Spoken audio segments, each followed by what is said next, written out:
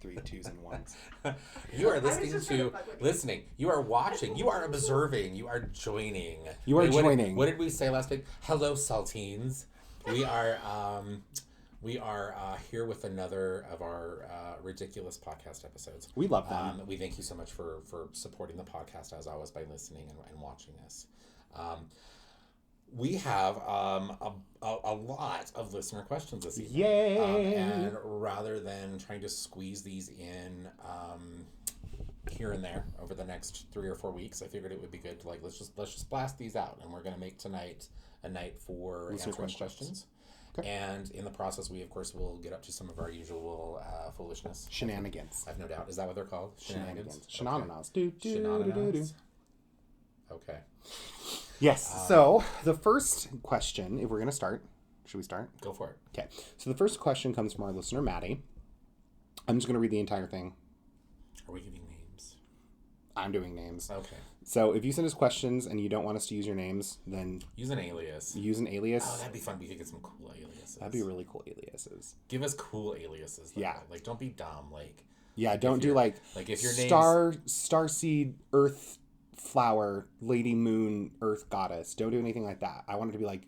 that's the very next message we get will be from someone who's I want it to be like Nose Picker 5000.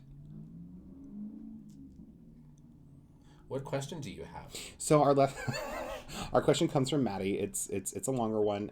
It's more of a like what do you think we should do kind of feel. So first of all, I just wanted to say that I love the podcast. My summer back from college has been basically dedicated to listening to all the episodes. Second of all, I'm kind of looking for some insight of a baneful working that I performed. Context. I'm a fairly new practitioner. I have only performed a couple of spells.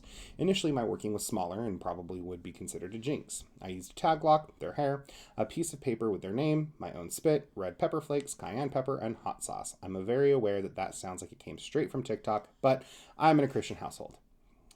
Spicy things work. Yeah. Anyway, I did some divination, and shocker, it was not super strong working. I upped the ante a little bit with my next working. I used a larger jar and put the contents of my first working in it, and this time I charged my ingredients with intention / what I wanted them to do. Good job. Mm-hmm. This time I used another tag lock, a picture, set it on fire, and then put it in the jar. I also used rusty nails, vinegar, used cigarettes, a rusty razor blade, red pepper flakes, bones, and urine. It sounds super gross, but it had a much stronger energy to it and intention behind it. I also utilized a sigil that I made for this working, which I set on fire and put in the jar. After the working, I put the jar in my closet for a month and threw it out. Even more context, I threw it out by my beach that I clean up after the geese. Okay. Anyway, after my working, I did fall victim to the cord cutting trend because of my past attachment to this person. He is my abusive ex. I'm definitely rambling, but I would love to hear how your insights to this working, and of course, how I can improve in the future. Again, love the pod, and any insight from you guys would be greatly appreciated. Best. Well, to be honest, as you were reading this, I kind of feel like with just one or two kind of question marks, I kind of feel like this sounded like legit. This sounded like a good work. Yeah, I think the second working sounded a little bit more as is always effective. The case. I think that so many people get so concerned with, did I do it right? Am I good? Am I good? Tell me I'm good. Tell me I'm good. Grade me, for the love of God, grade me. And I think that's a normal human thing. But I think, as always, regardless of method and your approach, really what it comes down to is, did you get results? Mm-hmm. The one thing that, as you were reading those, that kind of struck me initially was like, okay, with all the stuff that you put in the jar, you also put your spit in the jar, mm-hmm. which struck me as a little odd for a baneful working, particularly a baneful working that was focused around other person. Like, mm-hmm. usually you want whatever's going in that jar to be purely that person. Mm-hmm. And the things you want to do to that person. Yeah. Right? So I thought the inclusion of spit was an interesting choice, because in essence you're putting yourself into that jar with mm-hmm. the person. So I'm wondering if maybe that could have been something that added to maybe like that first one, maybe not kicking off quite as well as they'd liked it or would have liked it to. I mean, possibly. I mean, there's folklore around like witch's spit being venom. Oh, I know. Yeah. Oh, no, not just no. I know culturally, like spit has a lot of like, yeah, that pops up.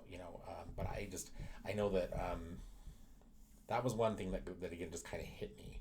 But again, I suppose it would really kind of depend on the nature of the work. I mean, it's a baneful working, but like really, what were you asking for? Yeah. Right. Because that would certainly be something else. Like within the second instance with the other jar, they added urine to that, and I could see some use for that in domination because that's a very clear way to assert domination or control over someone, and that could certainly be an element of an effective baneful working. But it can also potentially tie you to your target, because urine is used in some conjure work when you're trying to dominate someone to like mark them as yours. Yeah, very true. So, there's some odd things there. Have I used my spit in hexes and curses against people? Yes, I have. But it all is infused with an incantation that I use for a witch's venom curse. And then usually followed up with some other things. So I honestly think that their working seemed pretty awesome. I am gonna say, it's most likely justified. Obviously, you want to make sure you do your readings and your divination before you do a baneful work, just because you want to make sure that what you're going to do, 1, is going to land, 2, is going to be effective, and 3 isn't just petty. Now if this is an abusive ex, like you stated, then I don't think that's petty, but I also think that this is probably some sort of catharsis for this individual. Oh yeah. Baneful work, particularly when you're doing that working on someone who's victimized you. Oh God, that can be hugely healing. Yeah. Yes. So hugely healing. Huge. Now pucker your lips like a butthole. No, thank you. Not here. On camera? Huge. It's huge. Would you like a chair? There are more chairs here. No, I'm okay. So I broke the fourth wall. We always break the fourth wall, though. Let's be real. There is no fourth wall. Okay. All in all, I want to say, like, I like this. I thought this was a good working. And again, the main thing to remember is, of course, did you see results? Mm-hmm. The disposal of the working was another interesting piece for me. Yeah. Because typically, and again, I don't really know, like if you got results, if by the time you did the second part of that with the second jar that you used, if you were saying that it was working, and you got what you wanted, then of course at that point, yes, there would probably be like, okay, now's the time to probably dispose of the spell. Mm-hmm. But I don't know. They don't really quite clearly say how exactly they did that, right? Just that they kind of like threw it out. Yeah, that's my other question. Because normally if you're disposing of a baneful working, there are 2 universally acceptable ways that you do that. You just throw it in the trash off your property, like a dumpster. Where they put it at a beach or something like that. Right? That's what it seemed that right there also was a little odd to me. And yeah. Like, why would you do that to the local, like the spirits there? Yeah. And yeah. But then also like a graveyard. So it depends on the working. You're already yawning? My goodness. I also want to say you're not the only person who's fallen victim to the cord cutting spell of TikTok. He's talking about me. So many candles and so much jute. No, the cord cutting spell on TikTok. The first thing is I want everyone to realize that it's not that it's an invalid spell as much as it's not a cord cutting. What you're doing is you're doing a separation. It's a burning bridge spell. Yeah. And if you want to burn bridges with this individual, cool, great, but they're going to find a way back in your life. And so tying 2 candles together with a string, lighting it on fire is just a fire hazard. There are much more effective ways to get rid of a person. Use scissors. It works great. Or how about like just not spiritually bypassing your entire life and just, like assert some healthy boundaries. Yeah. And block that person's number in your phone and forgive yourself for the mistake that you made in allowing that person to get so close and acknowledge that they're garbage and move on with your life. Well, and everyone makes mistakes is the thing. Cord cutting is not going to make your entire life better. Cord cutting if not done right, can leave a gaping wound in your aura. Gaping? Yeah. I think on a metaphysical level, the whole concept of the cord cutting is something that confuses me, because the cords, the threads that people use when they do that spell, those are supposed to represent energetic cords, like tendrils that people have. They're supposed to run back and forth right between us. But on a metaphysical level, that's not really how things are seen to work. You talk about what that really looks like. What you see is, instead of cords running between two spirits, two souls, you see instead emanations of spirit or personal energy that basically overlap each other's bodily fields. So it's like you're not really cutting a cord. What you need to do is you need to do something that really effectively allows you to close a door. Yep. Or to assert a boundary. Yeah. And again, I want to say the best way to assert a boundary is to assert a boundary. Stop burning your candles. Stop tying your candles up with twine, and just assert a boundary. Yeah. You know, and I know that's so hard, and everybody wants the easy answer, right? Everybody wants the magic answer that'll just take care of everything. But how often, and you mentioned this a moment ago, how often do we see people doing these things and they do nothing? You know, like that person is still there. You know, that person pops back up and once again infiltrates their lives. You know, and really the reason for that is because they burned all those candles, they did all that work, but the next day that person texted and they answered the text. Yep. That one of the most empowering things you can do as a witch is to reclaim your power by setting healthy boundaries. That's just what it is. And no amount of black salt, cord cutting, red brick dust, eggshells, or anything like that is going to make someone stay away from you. It can help set a boundary for energy, but you still have to be that person who goes, oh, they texted me. Delete. Block. You have to be the person who does that. You have to be the person who sets that boundary, and your magic should empower you to do that. That's really true. That's really effective magic. If you just back your mundane actions with the magical things. You know, every single time something is upset in your world and you're going through a string of bad luck, because that's life, you're not hexed, you're not cursed. Maybe just sit and accept that life is a little shitty right now, and then you'll find that things start to get better. Learn to say no to another project. You know? So, but all in all, I think the baneful working they did was good. And I would say maybe next time, try and keep less of yourself in your baneful working, and maybe avoid jar work. And leave the ocean out of it. Yeah, and please don't dispose. Like I know that there are a lot of resources out there. There are a lot of books and things that tell you, like, well, when you're done with something, go and, I can't remember what it was. I want to say it was a Ravenwolf book. Probably. But I should be, just being fair, for almost an entire generation of witches, Silver Ravenwolf is all they had. So, so it's, but I if I recall correctly, I think that one of her books, she talks about basically taking the remnants of a spell and going and, like, putting them in, like, a local river or, like, a local water supply of some sort to, like, wash the energy away.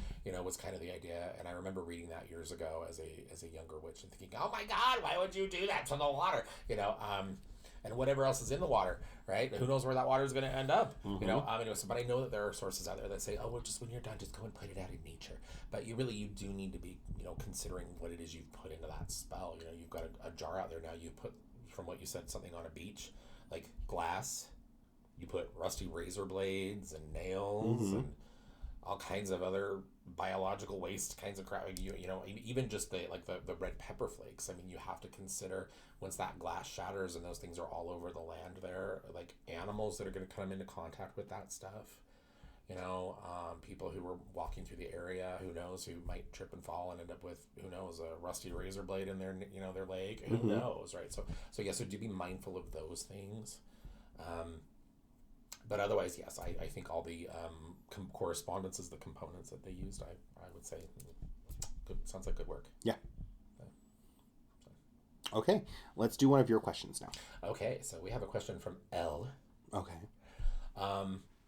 They say, I listen to your podcast and I appreciate the helpful info that you always share. I've been looking for resources on practical spell work and they're not sure which books may be reputable resources. They ask us if we could recommend some good books to start with.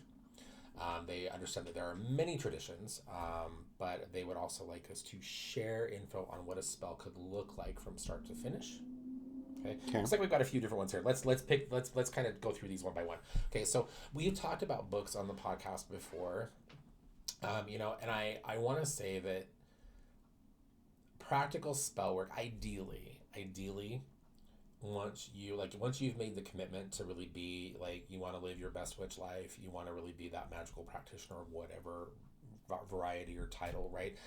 You really, ideally, you need to get to a point where the spell work you're doing, the most practical spell work that you're going to be doing, is actually going to be the spell work that you create. Yes.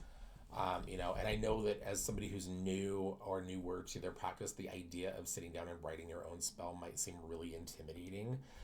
But you're going to find that if you've learned some of your basics, if you've learned your fundamentals around witchcraft or magical practice, you're going to find that, or you should find, I should say, that writing your own spells is really going to be very intuitive. It should be something that really kind of just comes. Yeah. Right? Because you're channeling that, right? You're channeling the knowledge that you have. You're channeling your spiritual power, and that also is keeping it highly practical, right? So books can be wonderful sources for information, and there can be a lot of really good books out there that have spells in them. But I would say a good 70% of those books are going to be, it's crap. It's something that somebody has cobbled together from who knows where. Or who knows, maybe it was a really good spell for the person who wrote it in the book, but that doesn't mean that spell's going to work for you. Mm-hmm. Right? Because those things can be very personal. So rather than giving you specific books to look at, once again, what I prefer to do is I prefer to steer you toward authors that I can assure you are reputable sources for information, and many of whom have written books that do include spells and information on spells and ritual structure. Okay, and we have our regulars, right? Like, we love Laura Tempest Sakroff. Right? We always drop her name, right? Kelden with a K, K-E-L-D-E-N, right? Yes, we've got visual aids. So Sigil Witchery. Sigil Witchery by Laura Tempest Sakroff. I'm stumbling over that name. Sigils are a great place to start. Yeah, absolutely. Sigils they're so accessible. Anyone can do them, and they can be used for just about anything. Kelden, who has a couple books out right now. Kelden wrote The Witch's Sabbath, as well as The Crooked Path. Yes. Anatomy of a Witch by Zach Roth as well. Mastering Magic by Matt Oren. Yes. Modern Witch by Devin Hunter. Okay. Psychic Witch would be a good one. Psychic Witch only has a couple of spells in it, but it's going to teach you how to... This one's good, though, I think, because it gives you what you need to know to kind of like prepare yourself. Yeah. Right? I know. I dropped the other one. Hold on. I dropped. No, I was trying to take the flame. Let me do this. Oh, it's very white. There's glare. Mastering. Oh, okay. That's not getting any better. That's okay. Mastering Magic. There we go. Mastering Magic by Matt Oren. Did it. You saved me. Anyway, so Matt Oren, Laura Tempest Sakroff, Kelden. Will you hand me Modern Witch by Devin Hunter, please? We're pulling these off of our shelf here in the store. We have a backstop. So, Modern Witch by Devin Hunter. This goes through a little bit of basics around spell work and how to work those things, but it also has lots of really good spells in it and how to work them. Everything from healing to love and prosperity. Okay, so one thing that I do want to talk about since we're going here. Oh my goodness, I am such a mess, and this is all being recorded. Okay, that's okay. People know that we're not too super Rustic. Okay, books like this monster, 1001 Spells. Okay, and I like this book. To be honest, I am in no way like this book. Okay, let me explain. Okay, Okay, all right. Okay, I like books like this because as a more experienced practitioner, I will pick a book up like this up, and I will flip through it. And for me, this is kind of like inspiration. Yeah. Okay. It's your Pinterest board. Basically, yeah. Like, this is like, oh, that's a fun idea. Or, or that's a cool little incantation, and I'll take bits and pieces from something like this, and then I'll take that and I'll add that to my real spell, right? So books like this are amazing for those kinds of things. But I wanted to draw emphasis to these because these have become very popular. This one, Judica Isles, has I think like 7 or 8 of these bad boys out right now. And they're just basically huge compendiums of spells. But the problem with these kinds of books is the spell work that's in there is usually it's incomplete, right? Because it doesn't give you all of the preemptive stuff that you typically need to do as it would relate to preparing yourself, right? It also usually does not give you a whole lot of like post work because whenever you're doing spell work, there's always follow up that you need to do.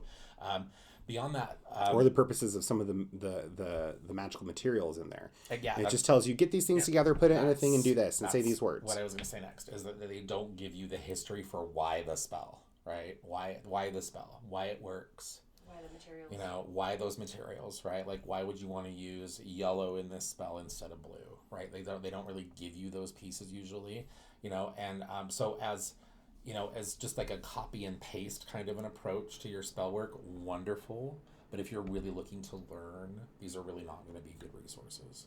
So stick to credible authors, people who maybe are not as well known for putting out a whole lot of spells. But they're giving you the foundations that you need to really be able to create spells of your own that really will be powerful. Oh, well, and another good book for that is actually the Witch's Book of Spellcraft, because while it has spells in it, it also talks about preparing yourself for a spell, the difference between a mill, the difference between a cone, and it gives you specifics as to what things are supposed to do. It has a really good section on oils. By Jason Mankey. Yes, it's Jason Mankey, Matt Cavalli, Amanda Lynn, and Ari Mankey. Amanda Lynn, like the instrument. So it's really good. It has some really awesome information in here, and it gives you purposes behind each and every one of the things that you're doing. Just to be real clear, like most of these you will have to realize, okay, like this one, okay, this author, Jason Mankey, good author. The camera's over there. Smart dude. Okay, you're right, I keep looking over here. Smart dude. Sorry, I'm confused. I've got too many devices around me. But most of what Jason Mankey writes is going to be kind of heavily filtered through Wicca. Okay, and I'm not in any way trying to say that to be a bad thing. You're going to find that is the case with any author. Okay, Matt Aron, amazing author. Okay, but again, given Matt Aron's history, you're going to find a little bit of Wicca in here. You're going to find a lot of stuff popping in from fairy magical tradition.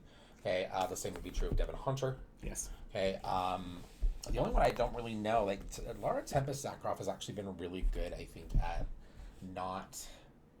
She's always the wild card. Laura Tempest Zakroff is most definitely like a traditional, like historical witch. Well, and as would Keldon be. Keldon though is going to again kind of be kind of a little more kind of narrowed down to like the Anglo-Saxon, the English kind stuff. of witchcraft traditions. Yeah. Anyway, so I think we kind of beat that one to death, didn't we? All right, let's see. So yes, they say they understand that there are many traditions, but they would also like us to share, if we can, info on what a spell book could look like from start to finish. So, in talking about maybe assembling, something that would be maybe like in some traditions people would consider a Book of Shadows, though a Book of Shadows is not a spell book. Or maybe more appropriately a grimoire. They're not asking for a spell book. They're asking what a spell would look like from start to finish. No, that's what I mean though. Like they're talking about, like basically like gathering that information, right? So, so in looking at that, I'm trying to think of. Go ahead, and you answer this one. I talked a lot on the last one. So, a spell from start to finish, you need to know exactly what the end goal of the spell is. You need to know what the end goal of the spell is. And you can't just fly into your spell work thinking like, oh, well, these are the only things I have, so this is what I'm going to use. Lavender's great for money, and cinnamon is really cool for a baneful working because I think it's spicy, So that's not how that works. A spell, you need to know your correspondences. So, if you're going to be doing a protection spell, everyone always heads to salt. Salt neutralizes energy. Okay, so I would say probably don't go there, but find some good sources on what protection routes would be. Some good protection things like that, protection symbols, colors that would be associated with protection. You need to figure those things out, and then you want to decide: are you going to use candles? Are you going to use a poppet? Are you going to do something completely different? Are you going to incorporate sigils? What are you going to do? So it's more than just slapping things together and hoping for the best. This is why when people come in and they're like 2 weeks into their craft journey and they automatically go for, the 1001 book of spells, I'm like, you should probably actually get a book and learn how to ground first, and know some history, and actually know how to do the things and know what they're supposed to be doing, instead of just following what the book says, because you're just gonna get a half-assed result because you're being a half-assed witch. Anyway, so, but a spell book in general is a good one, and we're looking at one that would be on the market. It needs to discuss why that particular herb or color or symbol. It needs to discuss how it's going to be used. It needs to tell you particular days, times, moon phases. It needs to be detailed. And on top of that, it's going to need to give you some basic information in the beginning on how to actually raise power and ground power. Because a lot of things fell. They're going into this, so they know. See, I know that they're there's the planning in advance, gathering your tools, your materials, choosing days, grounding, raising energy, setting up a space. Okay, maybe with a fixed candle sigil, circle casting, opening a portal, calling on other energies, using your poppets for if they're sympathetic. Let's see. So they say, okay, with all of that. Okay, just kind of maybe kind of narrow down this answer or focus this a little bit. So they say it seems like a lot, and they're wondering if it's normal to have to do all of that for a single working. No. And how to know which pieces are best for what. Practice, trial and error, honestly. No, you don't need to cast a fucking circle to do a simple candle spell. You just don't. Unless that's part of your tradition. And if you're doing a simple candle spell, particularly for something like abundance or, like a positive kind of thing, you don't need to be worrying about protection. No. Don't waste all your time and energy doing a protective working just to do another spell. That's ridiculous. For a basic spell, if we're just looking at practical spellcraft, you need to make sure you have all your tools, the end goal, all your tools, how you're going to do it, the right times, and then go for it. You need to ground yourself before, align, then you need to raise your power, assemble your spell, do your spell, release said power, move on with your life. You don't need to cast a circle. You shouldn't be opening a portal to cast a fucking spell. Well, it depends on if they're summoning a spirit of some sort.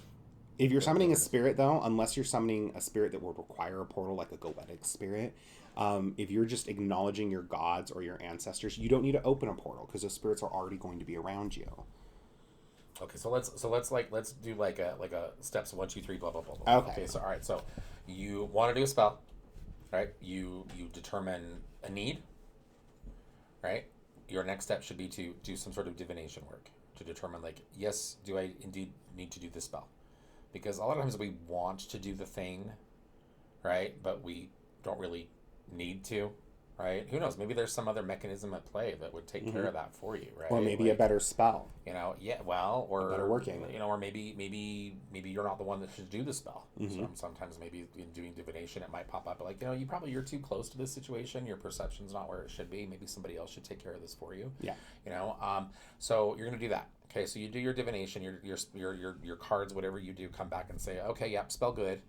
And so you move forward. You're like, okay, now I'm going to do the spell. Okay, your next thing, to be honest, you want to gather all your things and have those ready.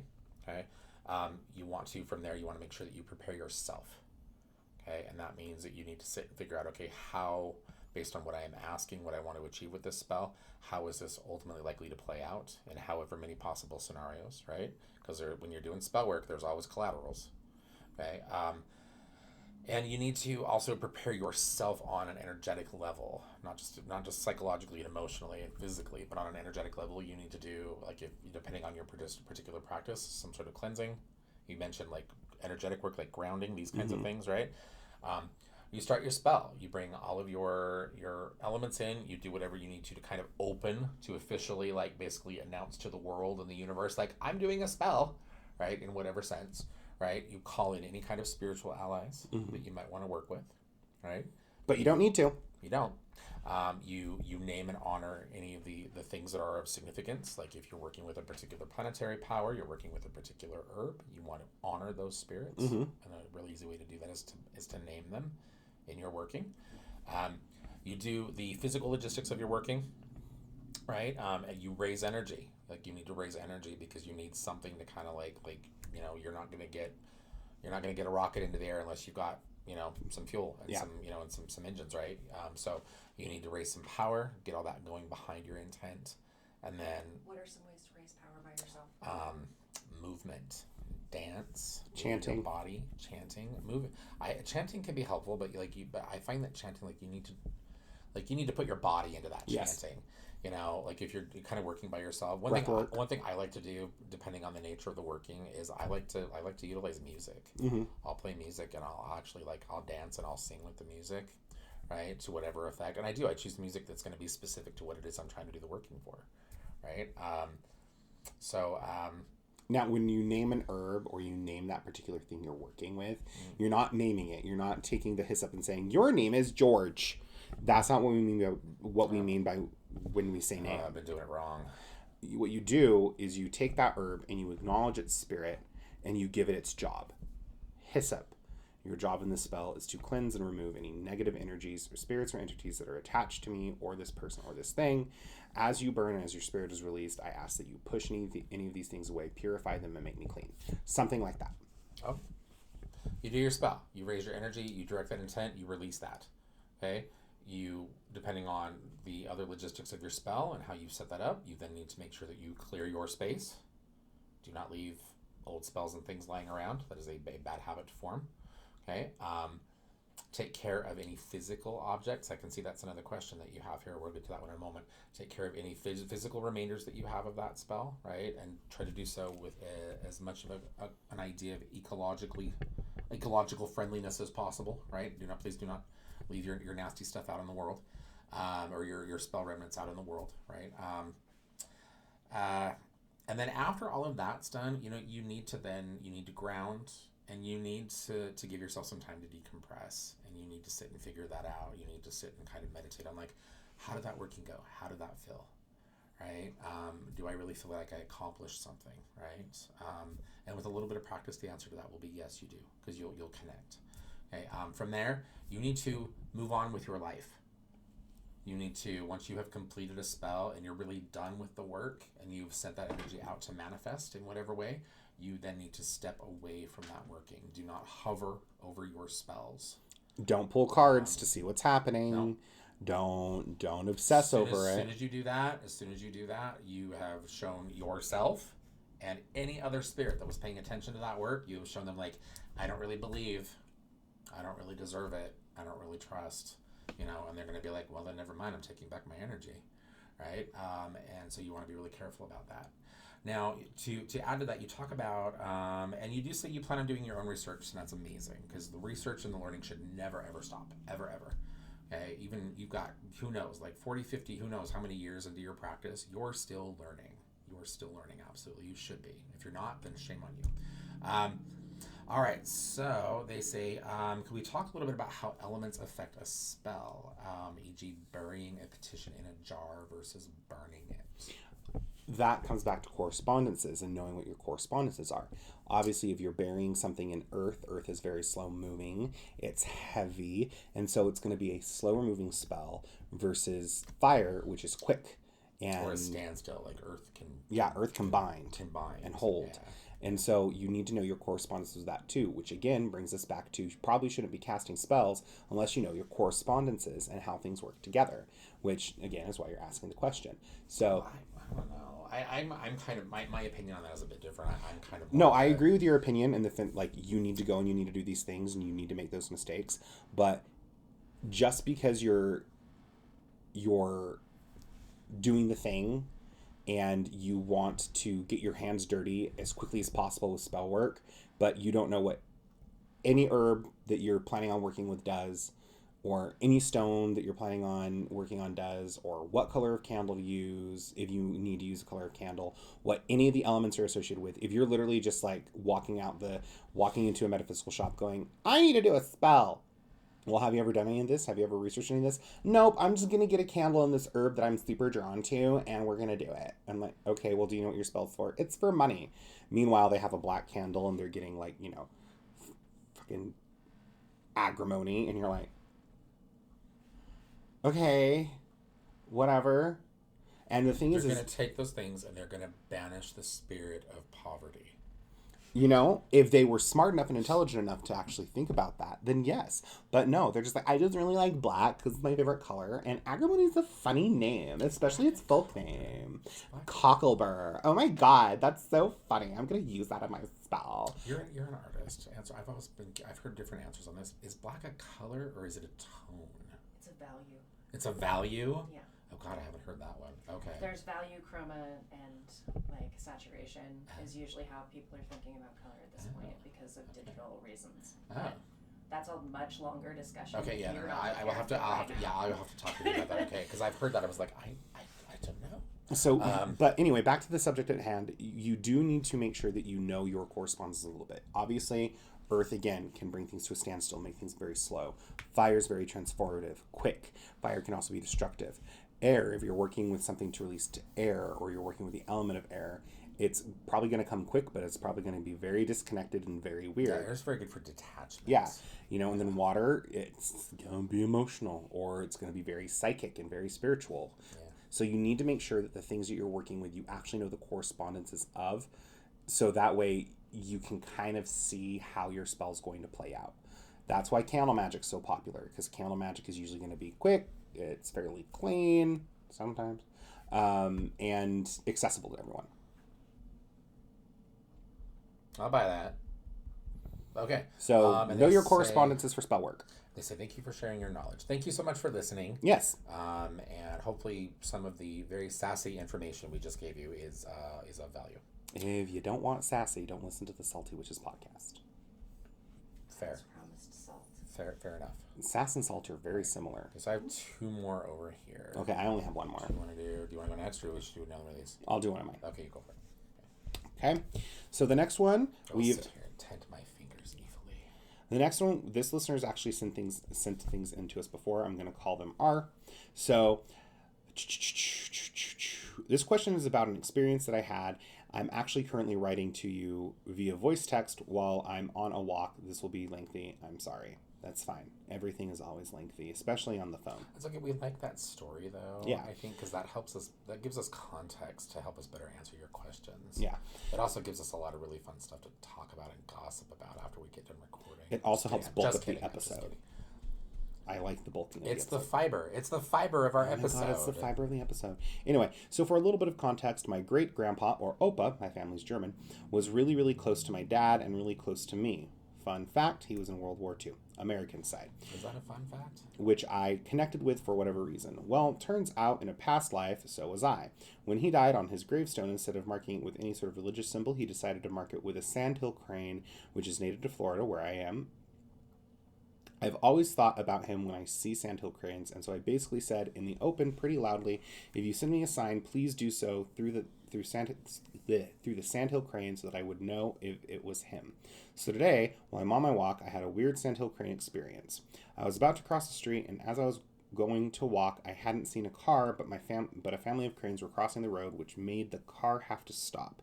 Didn't necessarily save my life.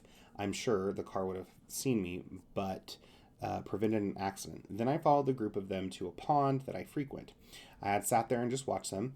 It was a family of 4, 2 parents and 2 babies. The adult male took particular interest in me, and I was sitting there watching them scour for food on the ground. He just kept staring at me. In my heart, I feel like this was my Opa reaching out to me, but I don't know what to make of it. I know I want to do ancestral work. I know I want to talk to him, but I don't know where to start. I'm not a particular fan of altars. I know that that's like a go-to princess for ancestral work. I think that was an odd process. There we go. Go to process for ancestral work, but I just don't have. Actually, I like princess in there. Let's change that back to Cool. princess. Altars are a go-to princess for ancestral work, but I just have never had luck with it. So any other tips and tricks for reaching out to him? Anything to warn me about that type of deal? And also, what you make of the experience? Is it him, or am I just overthinking things? Thank you so much for putting up with my long questions and always answering them so in depth. You guys are the best. I think that was In fact, your grandfather, especially since you stated out loud very openly, like, hey, send me a sign via this thing. And your grandpa was like, bet. And then you were like, slay. So, so I don't think you need to. I don't think you're overlooking that situation. I don't think you're overthinking that situation. I think that's a really good thing.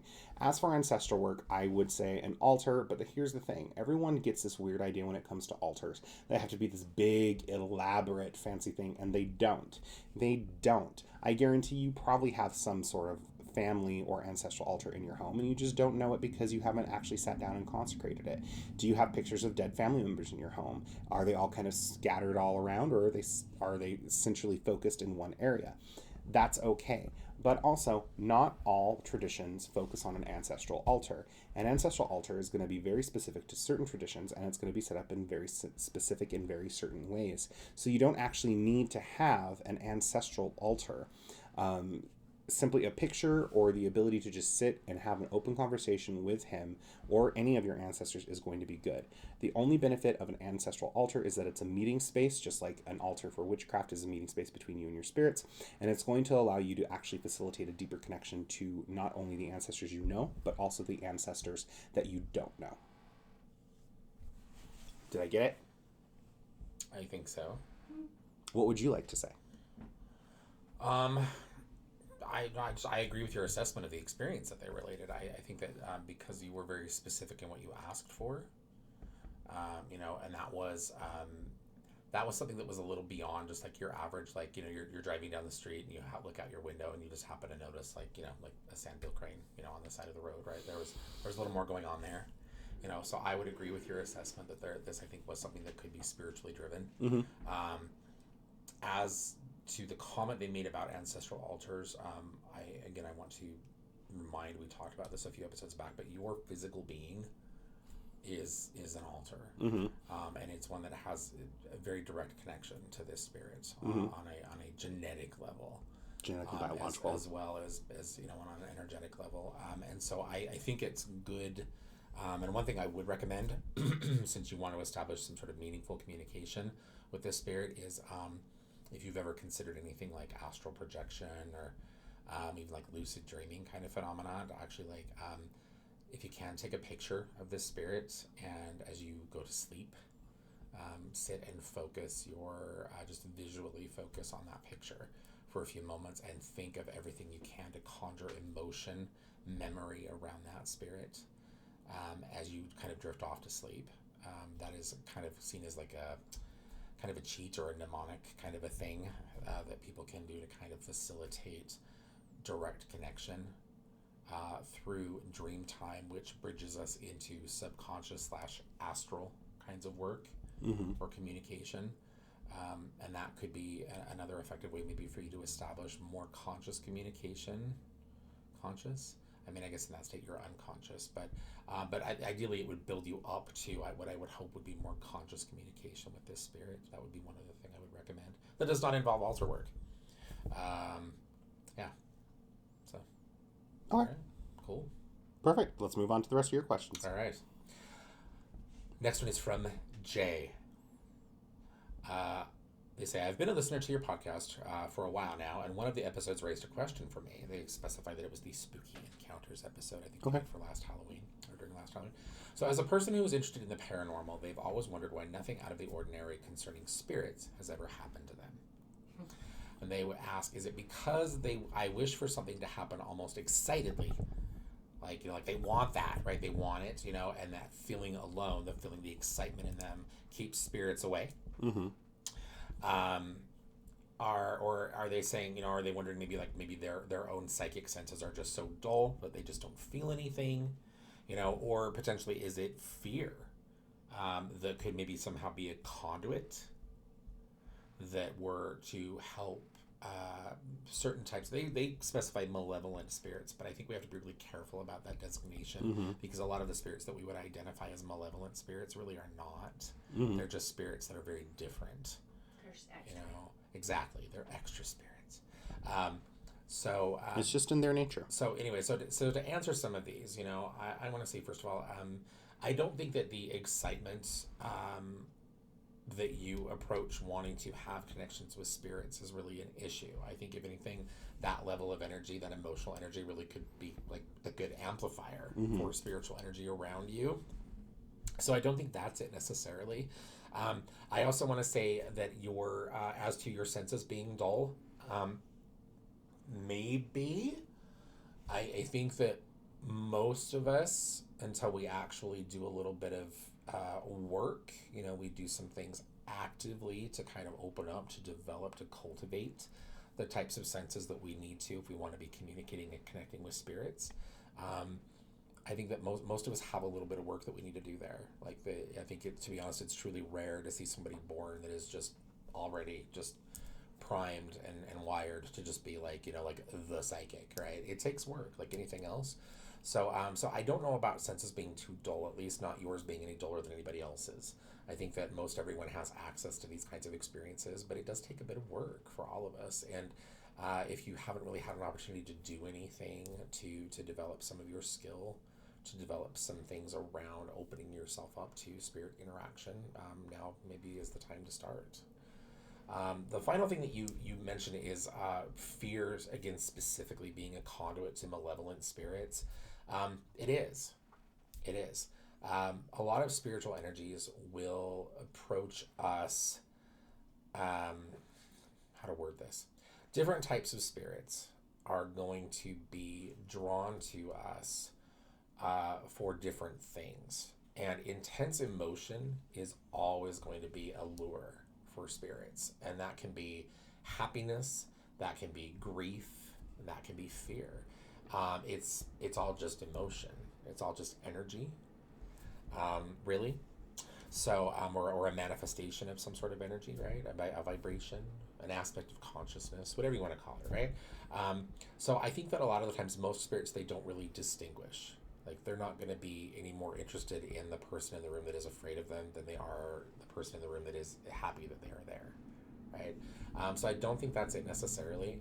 But there are, I think, particular situations and when dealing with particular kinds of spirits, not always malevolent, but just particular kinds of spirits, there are some spirits that do seem to be drawn to the misery and the upset and the fear, right? And I don't necessarily know why. It has something to do, I would suppose, or would expect it, that it would have something to do with that spirit's, that being, like, when what they're about, what comprises them,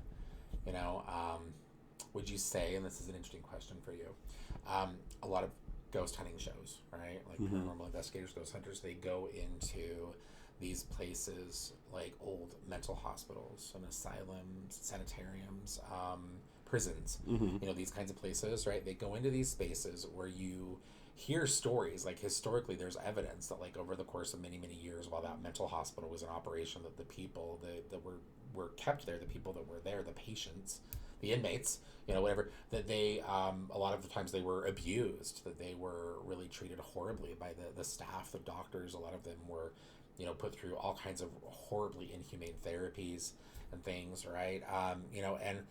And all of that cultivates this air of, I think, fear and misery and grief and anger, certainly a lot of anger around those buildings.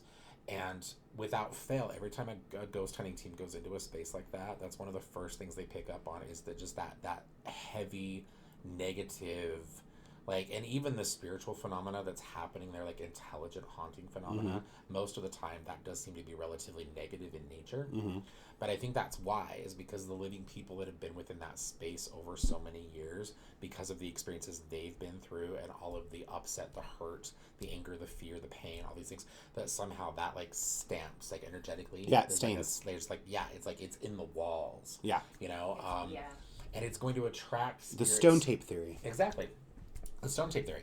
But it's going to attract What's the stone tape spirits that would have, like, a similar, I think, kind of a vibration, right? If you've got a spirit that is, through its own existence, a spirit that is very closely connected to the vibration of the energy of grief, that spirit is going to automatically be drawn to someone who is in a process of grief, a grieving person, because that's what's familiar, that's what it knows. So the stone tape theory is this idea that natural deposits of particular minerals like limestone, Quartz. basically quartz minerals that have a lot of quartz in them. That when there are very large deposits of these kinds of minerals, because there is something on a molecular level about quartz and these other things that makes it really good at storing information, recording information energetically, that anytime you find a deposit like that occurring naturally somewhere, that like say like that happens in the land somewhere, right, and then they build a hospital on top of that land, where the hospital, like beneath it in the ground, there's like huge, who knows, right, all of this limestone and quartz, right, that the energies, the memories, the things that happen within those walls, the things that happen within that space somehow will move through, and there's a memory of those that will be captured in that stone. And so they refer to it as the stone tape theory, kind of like the stone is taping, like it's recording. And it's an older theory, like it's one that I think has been around since probably like the 70s or so, and it was really popular in the ghost hunting community for a long time, the paranormal investigation community. But I don't know that a lot of people are still giving that a lot of credence, though. I think there is something to it. Like as witches, we recognize that areas will hold energy, absolutely, Most definitely. So there's something real there, but I just don't think that I don't see that being talked about as much in the ghost hunting community these Isn't days. that an extension of animism? In essence, yeah, right, yeah, like, oh boy, noisy motorcycles. Yeah, so that's a very very messy and very layman's terms kind of explanation of stone tape theory. Yeah. Well, and any time, like you were saying, like you go into a space like a hospital or a mental asylum, especially when it comes to like the paranormal shows, because I love watching the paranormal shows. I love watching paranormal shows because I'm like, they're dumb. Just some of the things, especially when you go in and like there's a particular one who's super antagonistic, and then like something actually happens and they're like, oh, and they get scared. I'm like, you asked for it. Like, what the fuck is wrong with you? Did you want this or not? But it's just like where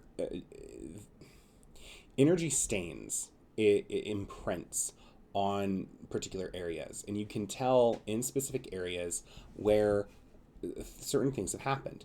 I mean, if you go to a place like Stonehenge, where, you know, there's obviously some sort of mysticism around Stonehenge and what it's used for, there's an imprint of energy there.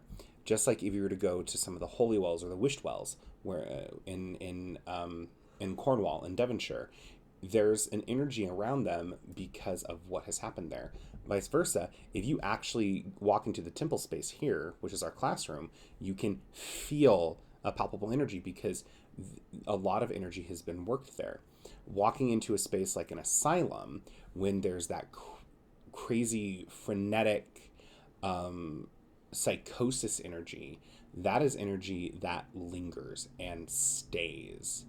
How many times have we had someone who's come in and they've been obviously in a state of some sort of psychosis or spiritual psychosis, and like it amps up the store like crazy. Like the one person comes in and they leave their crazy here and they leave, and then all of a sudden it's just insanity with everyone who's coming in. And I'm not just talking insanity in the sense of like, oh, everyone who's now coming in is crazy. I'm talking like floods and hordes of people. It's chaos. It's because that energy seeks out other types of energy. Yes. Energy seeks its level. So bringing it back, yeah. So I think you've got a few different things going on here, but it sounds to me like it's not fear. You don't need to, unless you really go looking for something that would be malevolent. The likelihood that you're going to really run into anything malevolent is really fairly rare. Yeah. You know, you might get a trickster here and there or something that could be mischievous, but these are not usually spirits that really want to harm brownie. you. You know, a brownie. A brownie. I like that you rolled the R on brownie. It sounded very exotic. Brownie. Now you're just showing off. Brownie. All right. Anyway, but fear also, I do want to say, just to be clear, like, though we don't need to be fearful of these things, you do need to watch your fear, because fear can certainly be an attractor for particular kinds of spirits, as would anger, as would grief. Well, and fear can also be a safety response too. Yeah, fear isn't a bad thing. Like, fear keeps us alive. We need fear. We need fear. work on doing maybe some exercises, doing some things that you can research to kind of develop some psychic skill. I think would certainly help. If you want to be able to connect and have meaningful communication with these kinds of spirits, you're going to have to do you're going to have to do the work. They're not going to do the work to talk to you. They don't need to, right? So, Psychic Witch. It's a lovely book for psychic development for witches. yeah, one of many. All right. Final question from M. No, not me. All right. Hello. I've been working on spiritual development for some time and don't feel ready to offer my services to the public quite yet. A lot of my development has been self-work because when I take a class, I feel like it's very introductory, and that I often have gotten to a point where I've surpassed that information on my own. Okay. After these classes and courses, people go out. Oftentimes, people will go out and immediately start to offer their services at a professional level, it sounds like. But this person says they clarify, but I want to make sure that I know damn well what I'm doing, and I want to know that I can do what's asked of me before I go out and start to do professional work for other people. Mm-hmm. Amazing. Ethical practice. Amazing. You right there, and we talk about this so much on the podcast. So many people will go out and buy a deck of cards and read the little book that comes with that deck of cards, and a month later, they're like, I'm a psychic. I'm a tarot card reader. And that's amazing, right? But they're really still just at the beginning of that journey. They really, at that point, they should not be reading tarot at a professional level for anyone at that point. Because not only is doing these things about from the sound of from what you shared here, you understand this. Not only is this work about, or getting to a point where you're doing this work about learning your tools and the actual spiritual piece, so much of it is also about you, mm-hmm. and making sure that you are doing your personal work and that you are in a good place to really be putting yourself into a position of service, because that's what that work always is. It's always a position of service. So moving on to the kind of the answer there, or the question there, excuse me, they say, at what point do we recommend starting, or that people should start to offer services? And I will say that it is going to vary by person, mm-hmm. By practitioner. I know practitioners who, just for the benefit of who they are, their upbringing, the things that they've been exposed to in their lives, the things that who knows, right? That, they decide they want to tap into some ability. They work really well with that. And, and within, who knows, 6 months, they're at a point where they're like, I feel like I can do this well enough to do this for other people, but even in that moment, that doesn't mean that person stops still growing and learning, because we always have to grow and learn, even after you get to a point where you're doing service for people on a professional level. Mm-hmm. You're still learning and growing at that point. Yeah. It never stops, because you as an individual are always still growing. So I would say, as far as an answer to that, like, it really is going to depend. I think, and this is, for some people are going to hear this and they're going to go, that doesn't seem right, that doesn't seem fair. But I personally feel that you, based on your other just general life circumstances and your own personal history, I think that you need to devote like a good couple of years to this stuff, to learning your tools, to doing your personal work, to developing your skills around like your business ethics as it mm-hmm. relates to presenting the work that you do to other people. Right. I think it's going to easily take a good couple of years to get a lot of that stuff down to a place where you're like, okay, I've got this down now. It's good. Mm-hmm. Right. And even then that might not be long enough. Yeah. Right. Well, you also want to make sure that you're in a good enough place just yourself mm-hmm. to be able to do that. Because if you have people coming in on a daily basis to get readings with you, or healing work, or spell consultations, and you're still trying to figure out how to just function as an adult, and you're sitting here with someone who is an adult and they're asking you financial questions, and you're like, haha, I spent $400 on a crystal and I didn't pay my light bill, then you probably aren't the person to be giving that person that advice. So you want to make sure that your life is in some way balanced. There are certain things that as a reader, you can completely and totally say, no, I'm not reading on that for. I can tell you right now, I absolutely hate doing relationship readings. I hate it. Because chances are, if you're coming in and getting a relationship reading about your boyfriend thinking that they're cheating on you, then there's already trust issues there. Why do you need me to pull cards to tell you that you need to leave him? You just need to do it. Not like you're gonna listen, but, whatever. So Cheated. yeah. I mean, when pandemic hit and everything shut down, my first client was like, "When am I gonna find my next man?" And I'm like, people are dying. Yeah, that was really, really kind of a rough couple months there. People are dying, and you're worried about when you're gonna get your next fix. I guess that does kind of lend strength to what we always tell people, though. Like, really, at the end of the day, we all kind of just worry about the same shit. Yeah, and so you want to make sure that your life is in some sense in some state of balance. There are days where I know I'm not open to doing healing work.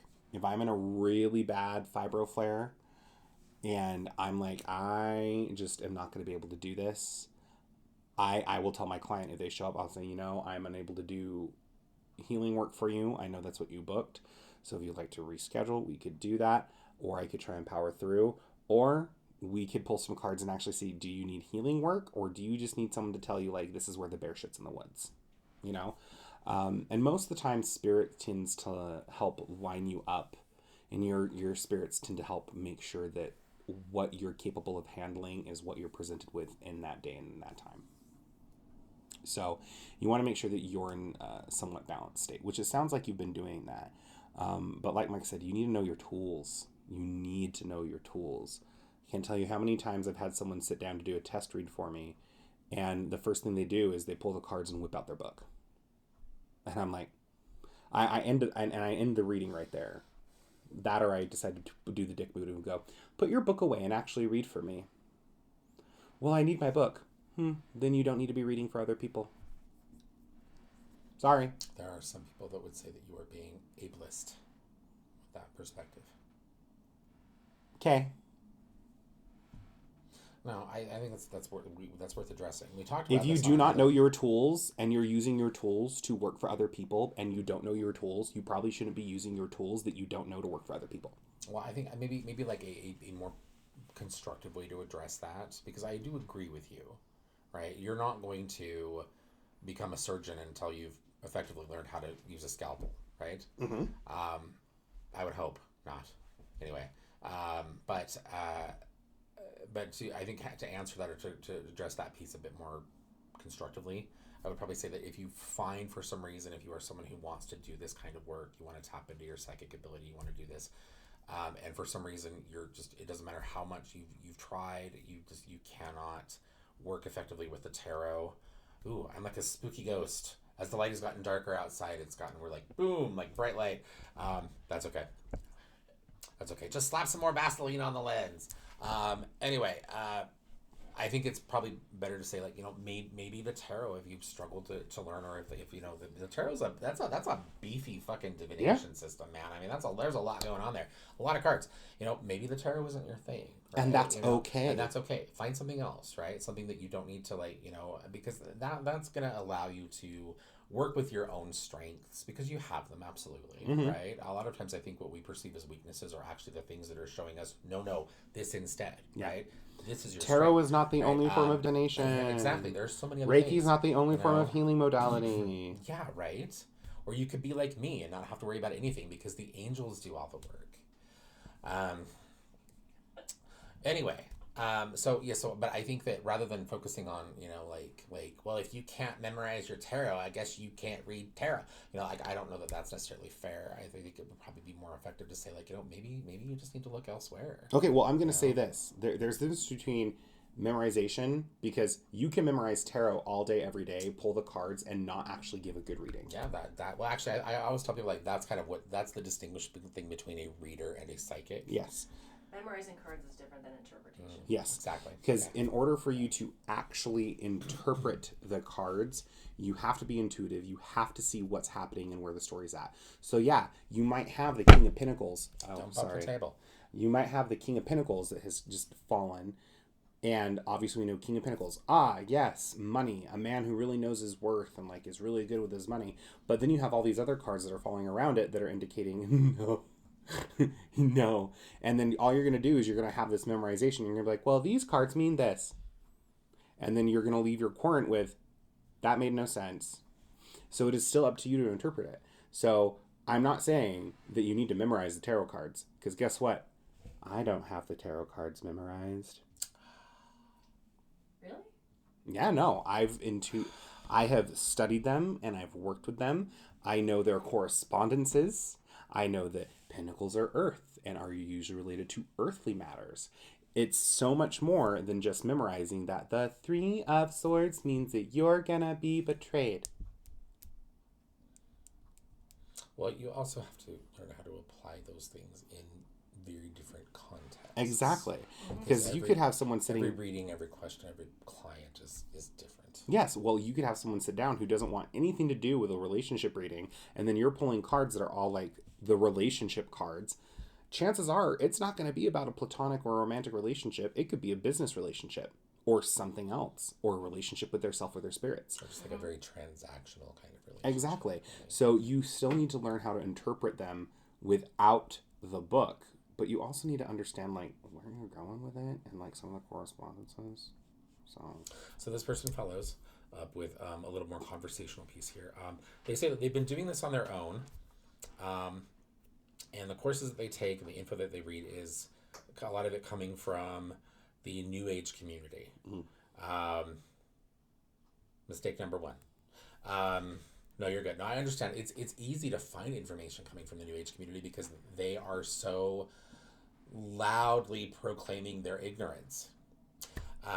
Anyway, but I want to encourage you to strike out and to try to find some resources from some other places. Be diligent about that because while there are some good pieces of information within what we would identify as New Age kinds of spiritualism, 95% of it has been appropriated again and again and again.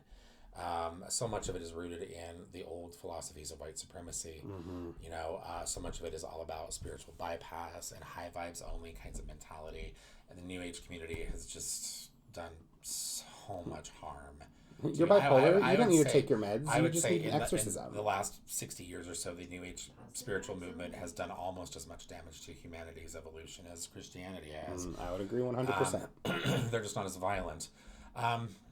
Sometimes. Let's see. So they say that they do go on to say it's difficult to decipher what is legitimate information and what is fluff. And I agree, right? It's really hard. Even within the witchcraft community, we run into that. There are very well known figures, authors, speakers, teachers, witches in the witchcraft community that I'm just going to tell you right now have no fucking business being in the witchcraft community. And that's going to make me sound like an elitist and very gatekeepy, but it's very easy to proclaim yourself a teacher, right? Doesn't mean you're good at it or that you know what you're talking about. Exactly, especially when everything you're presenting is based bullshit. Off UPG.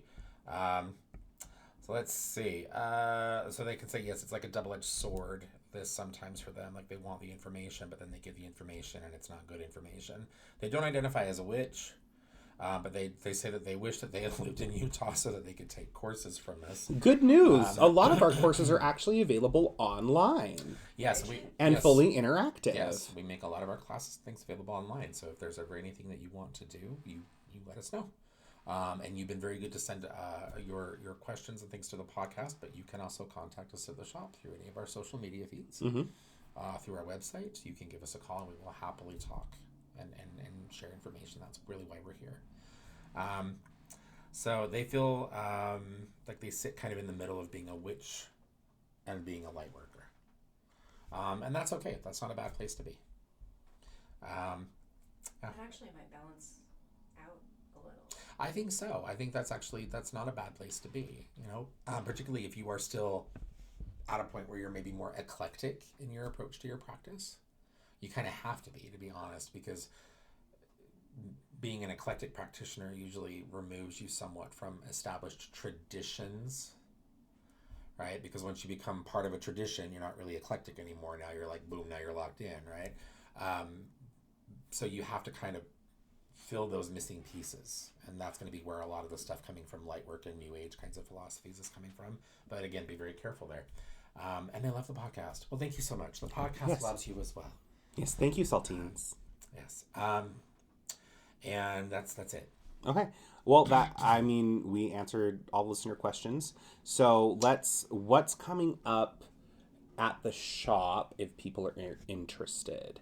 Tomorrow evening, we have the Basic Witch Study Group. Yes, so tomorrow at evening. 7 p.m. Mountain Standard Time. Yes, and I do believe are you making that available online? It is available online. You have to call and Yeah. ask Yeah, for you it. need to call and let us know. Yeah, you have to call, let us know so we can get your Yeah, email so we it's can do free. It's free. It doesn't cost you anything Yeah. other than just your time, and you want to make sure you have a reliable internet connection. Yes. So that you can actually, Yes. engage. But that's a really cool class because it's basically like a free tutorial on witchcraft. And you get to ask questions. Yeah. Make Yeah, requests. yeah. And then we have the Vessels of the Gods Medusa coming up. Now, Medusa's not a god, but Medusa is a very powerful energy that a lot of people have been connecting with and very powerful spirit. And Mike will be handling that and leading everyone through that, so that'll be good. Obviously, we have the Awakening the Witch course starting on August 5th. It is almost August. It's crazy. Yeah. So the Awakening the Witch course is a 6-month-long course in traditional witchcraft, being taught by yours truly.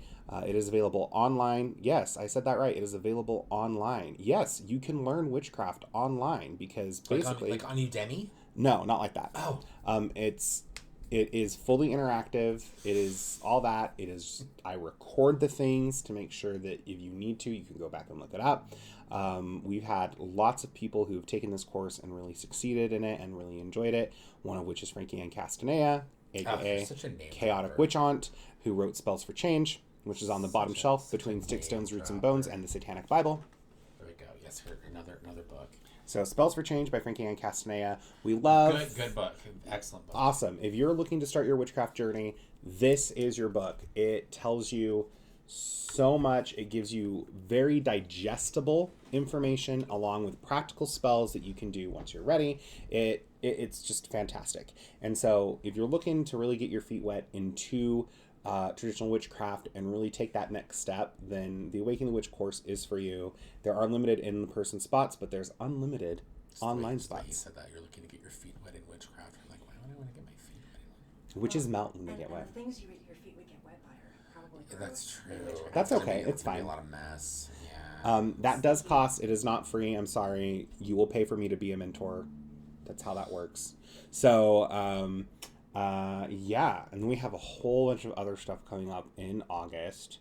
I think we have a There's seance. on the 29th. Yeah, we have a seance coming up on the 29th of July. That is in person only. That is in person only, unfortunately. And we'll be doing a traditional seance, so it's not going to be, It's gonna be like everybody's sitting around a table holding hands with a medium, and we're gonna be like, there'll be like table tipping and knocking and all kinds of other crazy ectoplasm is going to be coming out of my nose. It's going to be fantastic. out of your nose. It comes out of everywhere. It's true. So keep an eye out. If you want more information on the offerings that we have coming up at Cat and Cauldron, then go ahead and head over to our site, www.catandcauldron.com. You can also follow us on all of our social media pages. Also, like and subscribe to our YouTube page. You'll get all those notifications for the upcoming things. And again, if you have any further questions that you want us to answer, go ahead and shoot those over to the Salty Witches Podcast at gmail.com, and we'll get you taken care of. All that information can be seen in the comments below. That was a lot. Okay. It's almost like I'm born to do this. Oof. Hit that like and subscribe button. Stay salty. And Happy send witching. us your comments. Send us your comments and your questions. As you can see, we will answer them. So Yeah. So happy witching.